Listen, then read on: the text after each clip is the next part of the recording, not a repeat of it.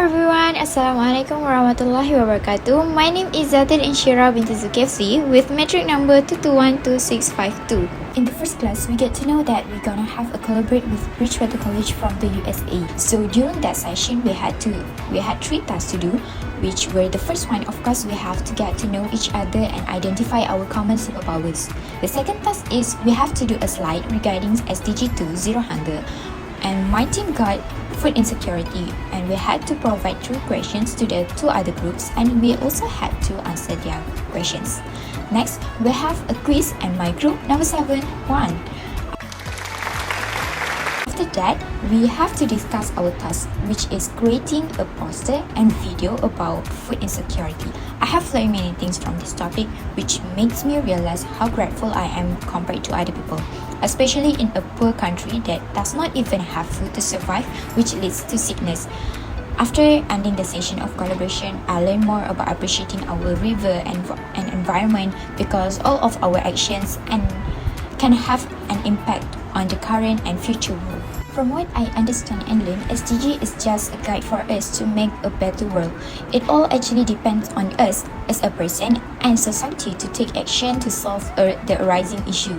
The goal that resonated with me the most is SDG 2 Zero Hunger. It is because I think I have enough food to eat every day, and even get the chance to choose what kind of food I want to eat. In Malaysia, we are among the most countries that has food waste, which also involves a waste of energy, time, and contributes to global warming, where we actually can prevent this from happening.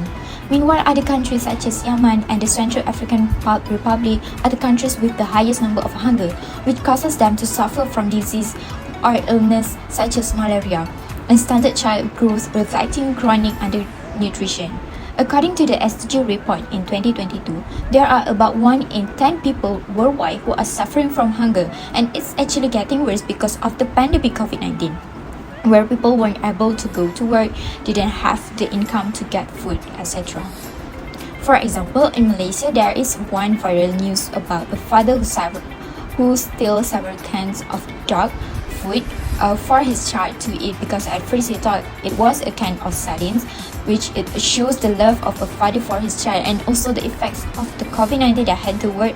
So he had to still continue living because he had no money to give his child food at that moment. Also from here, we can learn that we should be grateful for what we have, reduce waste food, and help other people who need it.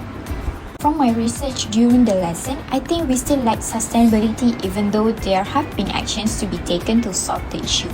For example, this is related to SDG 6, clean water and sanitation.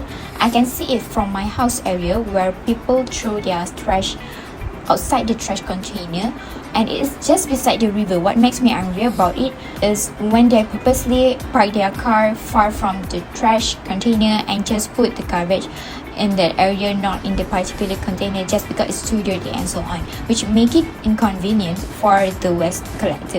However, it will be worse if it rains and the trash will go to the river, and it's getting worse if there is a flood. Therefore, it's become a habit, and my family also taught me to always throw the rubbish in the bin, and if you didn't find any, just keep it until you reach home. Also, always make things easier for others, because we are not the only ones who live in this world. To change the world, you have to start first. Therefore, I think it all started with small actions such as picking up the rubbish on the street, buying food according to your needs and not wasting it. Who knows, with this kind of action, we'll be able to influence other people to do so and develop a balance of social, economic, and environmental sustainability.